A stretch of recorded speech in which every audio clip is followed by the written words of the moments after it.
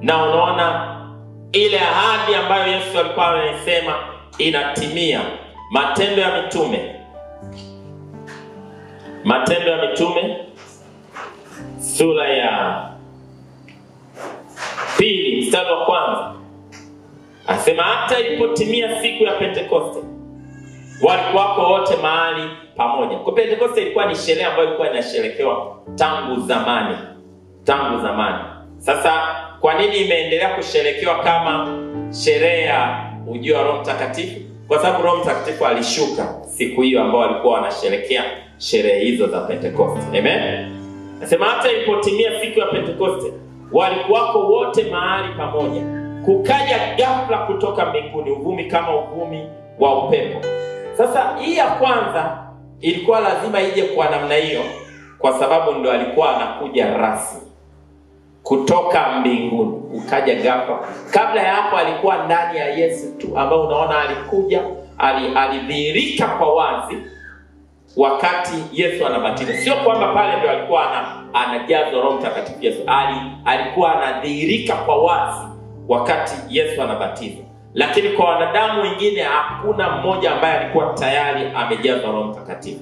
Kwa unaona hapa Biblia inasema kukaja ghafla kutoka mbinguni uvumi kama uvumi wa upepo wa nguvu ukienda kasi ukaijaza nyumba yote waliokuwa wameketi. Kukawatokea ndimi zilizogawanyikana kama ndimi za moto uliowakalia kila mmoja wao. Anasema wote wakajazwa Roho Mtakatifu. Kwa kulitokea ishara ya nje ya wazi, alafu baadaye ujazo ukatokea ndani ya wote, wakajazwa Roho Mtakatifu, wakaanza kusema kwa lugha nyingine kama Roho alivyowajalia. Amen. Alafu unaona sasa mbele pale Petro anasimama, tulisoma ile andiko pia, akasimama pamoja na wale 12 akaanza kupaza sauti, pamoja na wale 11 akaanza kupaza sauti, akawaambia enyi watu wa Uyahudi na nyote mkao hapa, akawahubiria pale, na mwisho kabisa unaona watu 3000 wakiokoka. Amen. Sasa nataka nizungumzie kidogo kumpokea Roho Mtakatifu. Kumpokea Roho Mtakatifu. Kumpokea Roho Mtakatifu ni jambo la kiroho, kama lilivyo jambo la kiroho kuupokea wokovu. Sio jambo la kimwili.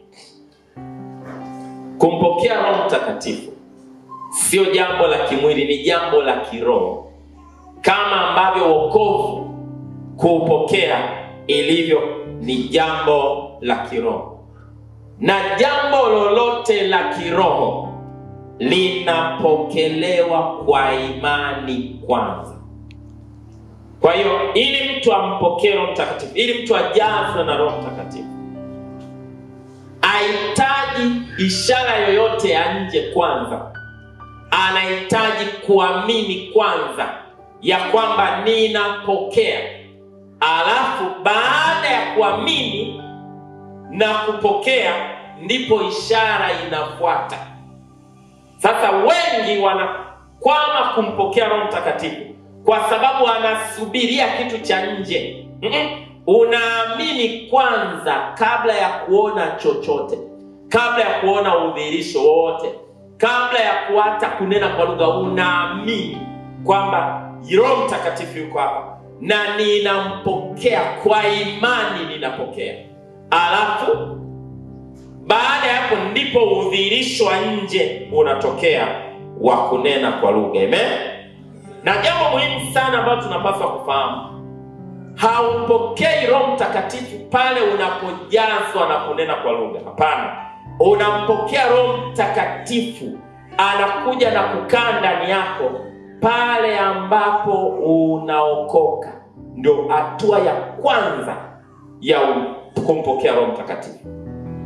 Unapokoka, Roho Mtakatifu anakuja na kukaa ndani ya roho yako, na mwili wako unakuwa hekalu la Roho Mtakatifu, hekalu la Mungu. Kwa kila aliyeokoka kimsingi ndani yake anaye Roho Mtakatifu. Kujaza Roho Mtakatifu ni kufurika, alafu na kutokea udhihirisho wa nje wa kunena kwa lugha moja, kama ishara ya ujazo wa Roho Mtakatifu. Kwa ubatizo wa Roho Mtakatifu kimsingi maana yake unafurika kwa kiwango kikubwa, na kwa lengo la uweze kuishi katika uwezo wa Mungu na kuwa shahidi mwaminifu wa Yesu. Ni kufurika kutokea ndani, na hatujazi Roho Mtakatifu kutokea nje. Tunajaza Roho Mtakatifu kutokea ndani. Unajua Kiingereza kina maneno mawili, kuna outfill and infill. Aujazwi hivi, unajazwa ndani. Biblia inasema yeyote, kila aniaminie mimi, mito ya maji yaliyo hai itatoka ndani yako. Maana unapookoka ndani yako kunakuwa na mito ya maji yaliyo hai. Kwa kujazwa Roho Mtakatifu maana yake kila aniaminie mimi, mito ya maji yaliyo hai itatoka ndani yake. Anafurika, unajazwa kutokea ndani na sio kutokea nje. Ndio maana yeyote ukifuatilia vizuri, kujazwa Roho Mtakatifu na kufurika nguvu za Mungu, unakusikia kutokea ndani. Ile nguvu unaisikia kutokea ndani, kutokea kwenye roho yako. Na roho, nafasi ya roho ya mtu ni hapa, ni kwenye tumbo, sio kwenye moyo. Roho inakaa tumboni. Biblia inasema out of his belly, kutoka ndani yake mito ya maji yaliyo itatoka ndani yake. Roho inakaa kwenye tumbo. Ndio maana mtu yote ambaye ana experience ya nguvu za Mungu atakuwa anaisikilizia kwenye maeneo haya, kwa sababu nguvu ya Mungu inaweza ikasikika katika mwili. Bwana Yesu asifiwe sana. Kwa ujazo wa Roho Mtakatifu huwa unaanzia kwenye roho ya mtu, alafu huyu mtu anafurika kutokea ndani. Mtu yote ambaye amejazwa Roho Mtakatifu kwa nguvu sana, lakini haikutokea ghafla, ilikuja taratibu, alikuwa anasikia kama kuna kitu kinachemka kutokea ndani, kuna nguvu inatokea ndani yake, mwisho inakuja inakamata ulimi wake. Ninaeleweka vizuri watu wa Mungu? Bwana Yesu asifiwe sana. Kwa hiyo unapookoka ndani yako unakuwa na Roho Mtakatifu. Kujazwa Roho Mtakatifu ni kitendo cha kufurika kutokea ndani yako na kuachilia udhihirisho kuja nje, na ule udhihirisho, moja ya ishara yake ni kunena kwa lugha. Kunena kwa lugha ni ishara ya ujazo. Amen. Sasa Biblia inasema kwenye Luka sura ya 24 mstari wa 49, anasema tazama, Luka 24:49, tazama na wanatea juu yenu ahadi ya Baba yangu, kaeni humu mjini hata mvikwe uweza. Alafu unaona ile ahadi inarudiwa tena kwenye Matendo ya Mitume sura ya 1 mstari wa 5. Matendo ya Mitume sura ya 1 na mstari wa 5, anasema ya kwamba Yohana alibatiza kwa maji, bali ninyi mtabatizwa katika Roho Mtakatifu baada ya siku hizi chache. Hapo mstari wa 8 anasema lakini mtapokea nguvu akiisha kuajilia juu yenu Roho Mtakatifu, nanyi mtakuwa mashahidi wangu katika Yerusalemu, katika Uyahudi wote na Samaria na hata mwisho wa nchi. Ninachoongelea hapa ni kupokea Roho Mtakatifu. Hatupokei Roho Mtakatifu kwa akili zetu. Usijaribu kupokea Roho Mtakatifu kwa akili au na fahamu. Tunapokea Roho Mtakatifu kwa roho zetu na kwa imani zetu. Amen. Alafu tunaitikia kwa vinywa vyetu. Kunena kwa lugha ni udhihirisho wa mwilini wa kile ambacho kimetokea rohoni. Amen. Bwana asifiwe sana. Amen. Kwa sababu kuna watu wengine anafikiri atanena kwa lugha kwa sababu amesema maneno haraka haraka. Maneno yote ukiyasema haraka haraka mdomo utachanganyikiwa. Kwa kuna watu anafikiri ili anene kwa lugha inabidi awe anasema asante Yesu haraka haraka. Asante Yesu, asante Yesu, asante Yesu. Ukisema asante Yesu hata sio asante Yesu, hata nikwambia tu sema vipa vya panda, najikuta umechanganya. Kwa kuna watu wanajaribu kusema haraka haraka ili anafikiri kwa kusema haraka haraka ndio atajikuta amenena kwa lugha. Hapana. Unaweza kunena kwa lugha hata ukiwa uongei haraka haraka. Unaweza kunena kwa lugha ukiwa tu unasema neno lolote hata kawaida, ili mradi unapokea kwa imani. Bwana Yesu asifiwe sana. Na mimi naeleweka vizuri. Sasa nataka niongee vitu kadhaa, na nafikiri baada hivi ndio tutapata nafasi ya kuomba kidogo. Kama Roho Mtakatifu anakuja kwenye maisha ya mtu na nguvu zote na utukufu wote, aachi chochote mbinguni, mbona ni kama tunapishana Roho Mtakatifu? Kuna mwingine ni kama ana Roho Mtakatifu mwingi, mwingine kidogo. Tatizo liko wapi? Wakati Roho Mtakatifu akija ndani ya mtu, anakuja na nguvu zake zote, aachi chochote mbinguni. Kuna vitu kadhaa ambavyo ndio sababu ya udhihirisho. Kwa sababu kuwa una Roho Mtakatifu ndani haimaanishi utatembea katika udhihirisho wote wa Roho Mtakatifu. Kuwa una Roho Mtakatifu ndani, na kila aliyeokoka ana Roho Mtakatifu ndani, haimaanishi kila aliyeokoka anatembea katika udhihirisho na utendaji wa Roho Mtakatifu. Kwa Roho Mtakatifu atajidhihirisha katika utendaji kwenye maisha ya mtu kwa kutegemea mambo kadhaa ambayo nataka niyataje hapa. Jambo la kwanza, dhihirisha kwenye maisha yako kwa kutegemea kiwango unachomfahamu. Roho Mtakatifu atajidhihirisha kwenye maisha yako kwa kutegemea kiwango unachomfahamu. Unamfahamu kwa kiasi gani, atajidhihirisha kwa kiwango unachomfahamu. Kama unamfahamu ni wa kunenea kwa lugha tu, kwenye maombi utakuwa unanena kwa lugha sana. Lakini umfahamu kama anaweza kukuongoza kwenye biashara zako, maana yake hautaona udhihirisho wa Roho Mtakatifu kwenye biashara na kazi zako. Au mfahamu kama anaweza akakupa akili, hautaona udhihirisho wa Roho Mtakatifu kwenye akili na ufahamu wako. Kiwango tunachomfahamu ndio kiwango ambacho atajidhihirisha kwetu. Amen. Bwana Yesu asifiwe sana. Kwa kama tunataka kuona zaidi udhihirisho wa Roho Mtakatifu, ni lazima tuongeze namna ya kumfahamu. Mjue sana, jifunze sana habari za Roho Mtakatifu. Na ninaamini kwa sababu wiki hii tumejifunza, kuna udhihirisho utaanza kuongezeka kwenye maisha yetu. Kwa sababu Biblia inasema wazi, mtaifahamu kweli na hiyo kweli itawaweka huru. Kiwango cha uhuru utakachokifurahia ni kiwango cha ufahamu ulichonacho kwenye kweli ya Mungu. Amen. Na Biblia inasema watu wangu wanaangamizwa kwa kukosa maarifa. Kipengele kinachofuata ambacho watu kisema ndio kigumu zaidi. Anasema kwa kuwa umeyakataa maarifa, na mimi nimekukataa. Kwa maana kuna watu wanakataliwa na Mungu kwa sababu wamekataa maarifa, wavivu kujifunza. Kwa anaishi mbele za Mungu kama mtu aliyekataliwa kwa sababu amekataa maarifa. Kwa hiyo kama tunataka kuanza kuona udhihirisho wa Roho Mtakatifu, ni lazima tuwe na ufahamu kuhusiana na Roho Mtakatifu. Tumfahamu sana Roho Mtakatifu.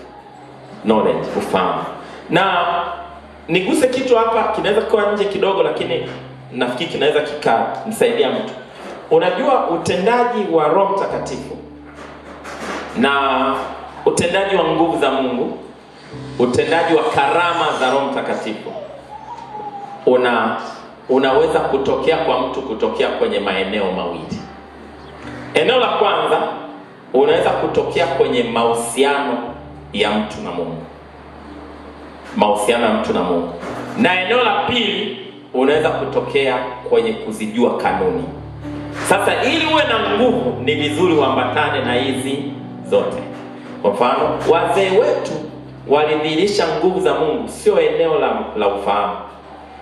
Wazee wetu walidhihirisha kiwango kikubwa cha nguvu za Mungu kupitia mahusiano na Mungu. Sasa hasara ni kwamba kwa sababu ya ufahamu, kukosa hii upande wa pili wa kanuni na ufahamu, wazee wetu wengi walikufa na nguvu za Mungu, waliondoka nazo wengi kabisa. Kuna watu ambao wamefanya mambo ya ajabu hapa Tanzania na walipoondoka hamna mtu anayafanya. Kwa sababu gani? Kwa sababu alijua kupitia mahusiano. Yaani alikuwa na, kwa hata ukimwambia tupe siri ya utendaji huu wa nguvu za Mungu, anakuambia kafunge 7. Yaani atakuelekeza namna ya kuimarisha mahusiano, akuelekezi namna ya utendaji wa nguvu za Mungu. Bwana Yesu asifiwe sana. Sasa moja namna ya kuona udhihirisho mkubwa. Sasa disadvantage ya kwetu sisi tuko kwenye zama za maarifa mengi. Kuna watu wanadhihirisha nguvu za Mungu kwa maarifa tu, lakini hawana uhusiano na Mungu. Hii ni hatari nayo. Ndio unakuta mtu anaweza akasimama akafanya vitu, miujiza, karama, lakini ukienda kwenye maisha yake binafsi ni mchafu wa kawaida kabisa. Kwa sababu gani? Amepungukiwa ule upande mwingine wa mahusiano na Mungu. Sasa mimi ninaona ni muhimu kuwa na vyote, ufahamu na mahusiano. Amen. Sasa moja ya namna ambavyo tutadhihirisha utendaji wa Roho Mtakatifu ni kwa kiwango ambacho tunamfahamu. Tunamfahamu vipi? Kwa soma neno, soma vitabu, kusikiliza mafundisho, kusikiliza habari zake. Kwa hiyo tunapishana utendaji wa Roho Mtakatifu kwa sababu tunapishana kiwango cha kumfahamu Roho Mtakatifu. Unamfahamu Roho Mtakatifu kama nani? Na kwenye ufahamu wako umempa mpaka upi? Kuna wengine wamempa mpaka kanisani peke yake, wengine wamemweka kwenye maombi peke yake. Kuna mahali pengine hamuhusishi kabisa. Kwa kutofanya hivyo, kwa kutomhusisha na kwa kutokuwa na ufahamu kwenye maeneo mbalimbali, kunaweza kutulimit. Lakini namba mbili, utendaji wa Roho Mtakatifu unaendana na kiwango cha kutambua uwepo wake kwenye maisha yako. Kiwango cha kutambua uwepo wake kwenye maisha yako. Unautambua uwepo wa Roho Mtakatifu pamoja na wewe kwa kiasi gani? Sasa wengi tunautambua uwepo wa Roho Mtakatifu kihisia. Kwa mpaka akiwa na hisia fulani anasema na uwepo wa Mungu, Roho Mtakatifu yuko hapa pamoja na mimi. Lakini nakuhakikishia sio mara zote utakuwa na hisia fulani.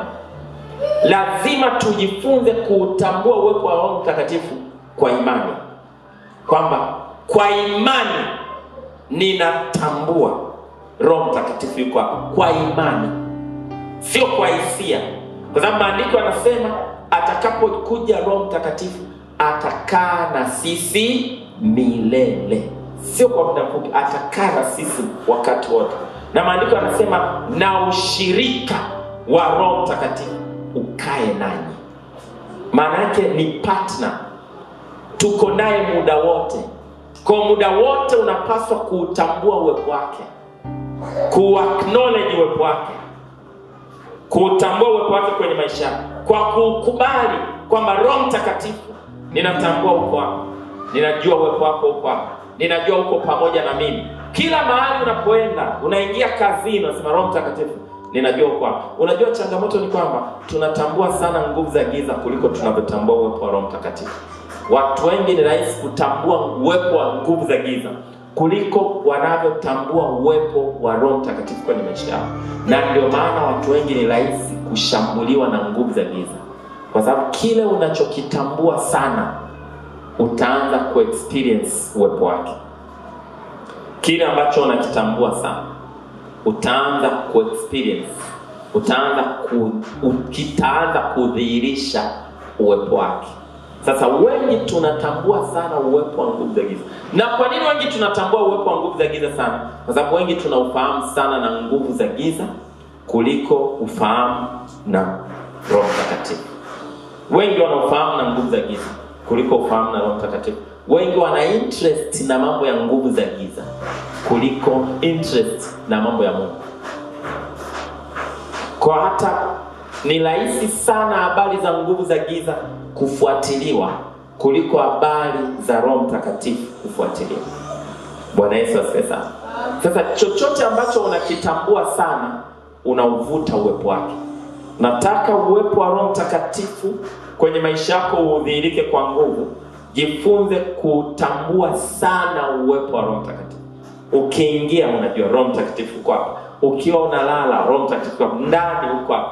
Kazini, kila mahali najua Roho Mtakatifu uko pamoja na mimi. Kwa kadri unavyoendelea kumtambua na kutambua uwepo wake na kukubali na kumkiri, kwa kadri hiyo utaanza kuona uwepo wake